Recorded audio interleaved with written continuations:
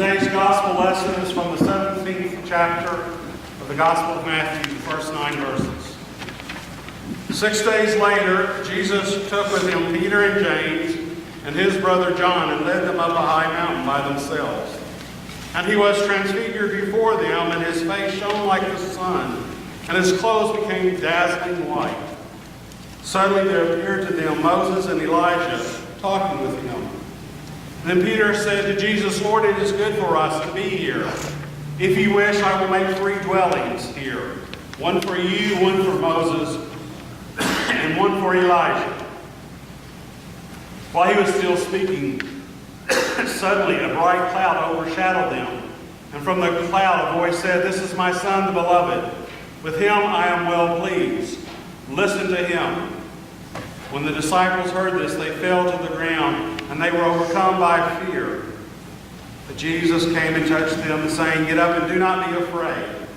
And when they looked up, they saw no one except Jesus himself alone. As they were coming down the mountain, Jesus ordered them, "Tell no one about the vision until after the Son of Man has been raised from the dead."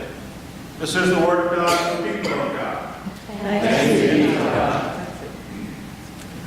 I'm a bit of a movie buff. I mean, not like some people, but more than a lot of people. I really like going to the movies.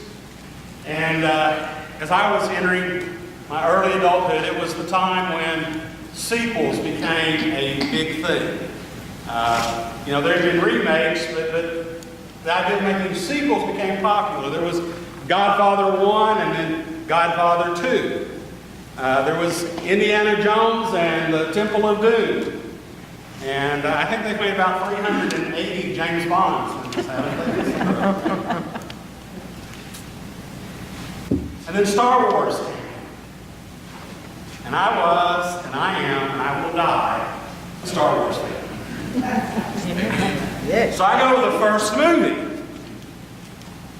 But it wasn't the first movie. Or was it? I mean, I was confused. Because as it comes on, this background rolls across the screen, and it says Episode 4. Episode 4? There have been 3 Star Wars movies. I would know if there had been 3 Star Wars movies. And then the next one was Episode 5, and the next one Episode 6. By then, I had learned that George Lucas intended this to be a trilogy of trilogies. And he started the story in the middle. I mean, why would you start a story at the beginning? That's boring. And so after those first 3 came out, or 4 through 6 who came out, the 4th movie to be released said Episode 1. And it was described with the word that I think maybe it was invented for this. I don't know. I'd never heard it before. And he explained that it was a prequel. Not a sequel, but a prequel. And stories had always contained flashbacks, but this was a whole movie. It was a prequel. So when we read this story of Jesus' transfiguration on the mountain, it is at the same time a sequel and a prequel. It's building on what has already been, but it's also setting the stage for what's going to happen later. And it's a sequel in the sense that it's building on different things. We are told 6 days after this. And that's oddly, unusually specific for the Bible. Usually it says after this, or later on. It doesn't usually give really specific time stamps. But this one does, 6 days after this. So hopefully that makes you think, well, what was 6 days before this? And it is the story of Peter's confession that Jesus is the Messiah. At Caesarea Philippi, when Jesus asked the disciples, "Who do you say that I am?" And it was Peter who said, "You are the Messiah, the Son of the living God." And Jesus said, "That's great, Peter. You didn't figure this out on your own. God has revealed this to you. As a matter of fact, actually he didn't say Peter, he said Simon. He said, I'm going to name you Peter, which is the Greek word for rock. And on this rock and on this Peter, I will build my church. Now, mind you, Peter turned out to be more like Jell-O than rock, but okay. And then Jesus begins to tell the disciples that he must go to Jerusalem, and there he will be rejected, and there he will be crucified. And on the third day, rise from the dead. And Peter, dreaming of success and glory and honor, and probably caring about Jesus too, says, no, Lord, this won't happen to you. And Jesus says, get behind me, Satan. You on the side of God and not me. And so when Matthew says 6 days after this, he's wanting us to understand that these two things are connected, that this is not two separate incidents, that they are related. 6 days after this, Jesus is on the mountain, and he becomes transfigured, and his clothes, his face are shining with the glory of God. And then Moses and Elijah come, and they're talking to each other. I wish Matthew had told us what were they saying. That would be interesting. But he doesn't. And Peter offers to build 3 booths, shelters with vines, limbs, just to sit there on the mountain and enjoy the glory. And then a voice comes from heaven saying, this is my beloved, with whom I am well pleased. Listen to him. And that voice from the cloud scares the disciples to the point that they fall on the ground. And Jesus touches them. He doesn't scold them. He doesn't lecture them. He touches them and comforts them and says, do not be afraid. And they look up and everything's back to normal. And as they're going back down the mountain to the other disciples, and down the mountain to Jerusalem, down the mountain to crucifixion and rejection, Jesus says, do not tell anyone until after the Son of Man has been raised from the dead. The 6 days also reminds us that Moses was on the mountain for 6 days, surrounded by the glory of God as he received the 10 commandments. It's a sequel. It's building on what has already happened.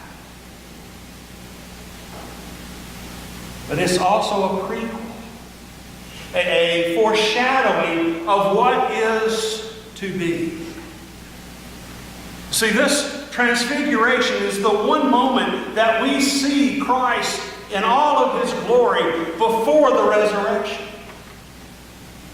It is showing these 3 disciples what is to be. And when he's talking to Elijah and to Moses, this is symbolic of when Christ is reigning in heaven with all of the prophets and all the disciples who have gone before. It is building on what has happened in Israel's history, and it's telling the disciples what is to be. And when the voice says, this is my Son, the beloved, with whom I am well pleased, listen to him. It's both prequel and sequel again. It's sequel because the first part, this is my beloved Son with whom I am well pleased, is word for word what God says to the crowds when John the Baptist baptizes Jesus and the Holy Spirit comes down in the form of a dove. The voice from heaven says, this is my beloved with whom I am well pleased. It's building on what has already been. But here at the Transfiguration, God adds another phrase. Listen to Him. Listen to Him when He says that He has to go to Jerusalem to be rejected and that He will be crucified. Listen to Him when He says whoever would follow me must take up their cross and follow me. It's about discipleship, about listening to Jesus and doing what Jesus says. And Jesus has said to them, when I go to Jerusalem, there's going to be rejection and crucifixion. Resurrection, yes, but only after the rejection and the crucifixion. And later on He says, this will be your fate as well. Now it has long been a temptation to try to transform the gospel into a message of success and prosperity. That, if you just follow Jesus, He'll give you a parking spot, He'll give you wealth, He'll give you riches, your family's going to be perfect, everything's going to work out if you'll just be a disciple of Jesus. But that's not what Jesus said. And it's not what Jesus lived. And it's not what He prepared His disciples for. Now, in our day and time, we don't have to take up literal crosses. And we're not persecuted for our faith. I'm sorry, having a clerk at Walmart say Happy Holidays instead of Merry Christmas is not the same thing as being thrown to the lions. It just isn't. But there's still the hard part of having our egos crucified so that we can rise again with Jesus Christ. We have to die to ourselves. We have to die to the idea that comes naturally to us humans. That everything is about us, that everything revolves around us, that we should look about after ourselves and those we love, and devil take the rest. We have to die to selfishness and say, these are my brothers and my sisters. It's not just about what I want, what I need. It's about what is good for the kingdom of God. What is good for other people, not just me. That doesn't involve physical crosses. It doesn't involve persecution. But it's still necessary. It's still hard. And in fact, we can't really do it by ourselves. Not at all. We call it the Transfiguration, but you know what the literal Greek word is? Remember the New Testament's written in Greek? The literal Greek word for transfiguration is metamorphosis. That's the literal word here. And so Christ on the mountain is metamorphosed. He's made into something new. He's changed. And it's His metamorphosis that will create a metamorphosis within us. Say that real quick 3 times. We don't change by working harder to be a better person. Man, you talk about hitting a brick wall, that's it. We are changed by the indwelling of Christ's glory, reflected off of Christ and into us. We are changed by the indwelling glory of God in Jesus Christ. And we can't understand that until after we have met the resurrected Christ.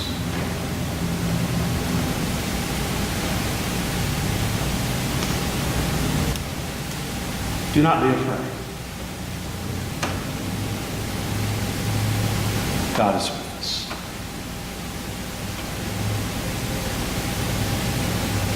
Amen.